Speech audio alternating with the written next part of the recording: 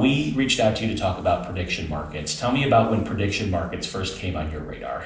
Well, we've seen this for a while, but really it's only the last 3 to 6 months where we've seen this rise of what we call prediction markets. I mean, we've always known about sports betting.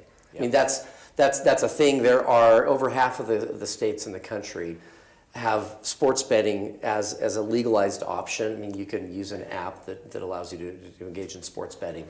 What we've started seeing, though, is that these prediction markets are effectively doing the same thing with an app, and they're in effect skirting the law. And so it's only the last 3 to 6 months where we're starting to see the popularity skyrocket, and frankly, the amount of money that these companies are now making and the market impact in terms of how much they're worth is just, it's going through the roof. From the seat that you sit in, do you look at these prediction markets like a gamble? Is it gambling? I mean, the reality is it's the same thing. In effect, there are legal distinctions, but the practical reality is it is some college kid who is gambling on an outcome of something that they don't know. Right. And so money is being lost, and it's that sort of dopamine hit.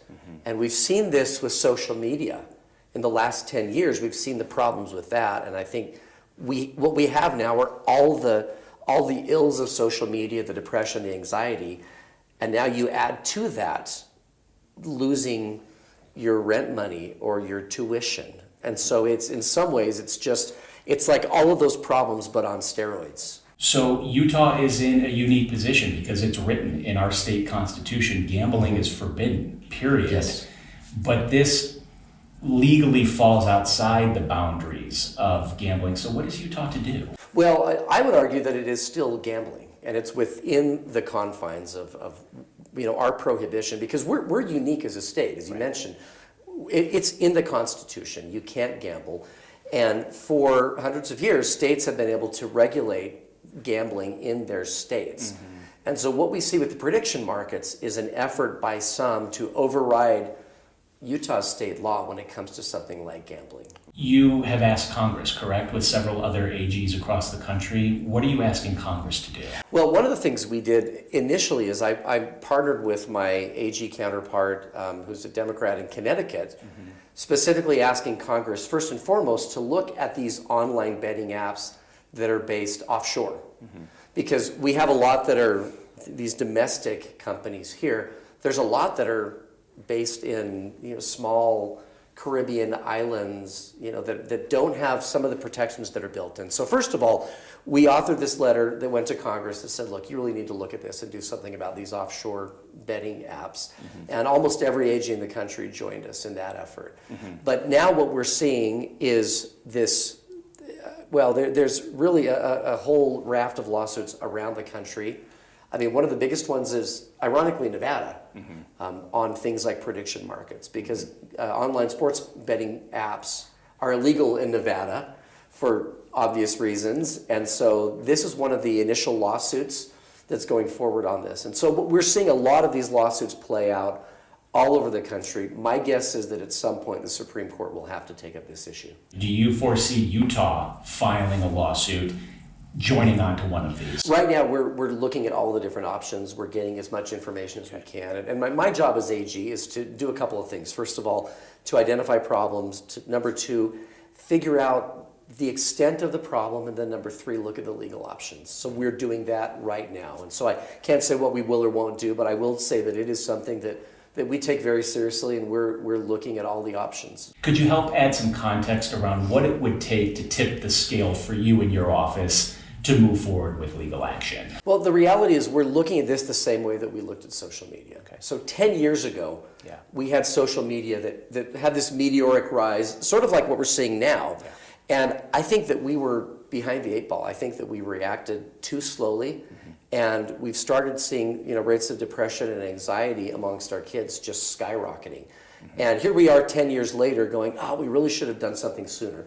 So, I mean, the way I look at this is it's the same kind of social issue where we need to do something. We need to look at what's out there. We need to look at the problems. And then we need to get ahead of this trend. Because what I don't want is 10 years from now us to basically say the same thing. Right. And say, back in 2026, when prediction markets became a thing, we really should have done something. Would one of your options be sending a cease and desist letter to these platforms saying you got to stop operating in our state? Well, at this point, we're looking at all the different options. But is that's that one option that's what for we you? do. There are always options. I mean, things Okay. like that are certainly options. But right now, we're not saying anything in terms of what we're going to do. We're just looking at all the information out there, like what's available, Okay. what are the tools that are there, and how do we ultimately what we want to do is protect kids, protect families, because it's not just that the odds are so terrible. It's that this has societal harms. There's a reason that it's illegal under the Constitution. I mean, and has been since Utah became a state. I mean, it's not just because the odds in Vegas are stacked against you, even though they are. The reality is there are broken marriages, there's addictions, and all of these problems we've seen, for 100 years. But it used to be really easy, as I mentioned earlier, it actually used to be hard to go to Vegas. There was some friction that required you to go there to gamble. Right. Now that gambling device it's in your pocket. And worse, it's in every teenager's pocket. And that's the real concern. And I don't mean to pit you and your office against maybe the governor, but the governor did come out recently and responded to Mike Seelig and said, we will use all of our resources and we will beat you in court. That was the quote from the governor. So it sounds like we're gearing up for a legal battle. Do you have any response to that? No, I mean, we're certainly looking at options. He and I have spoken because he expresses the same concerns that I have. And he's talked about for a while now, he's talked about the problems with online sports betting. And there are legitimately issues that we're starting to see. And so honestly, it's an issue of identifying, A, what the problem is, the extent of the problem, and then B, what we can do about it. So I think the most important thing is to let you know this is on my radar screen. I mean, as Attorney General, one of my key issues, as I've said all along, is protecting kids. Yeah. And to the extent that we're seeing this, it's really it's a scourge, and we're seeing it, and it's getting worse and worse. And I know that there are kids in Utah that are doing it, and they're using technological means to get around our laws.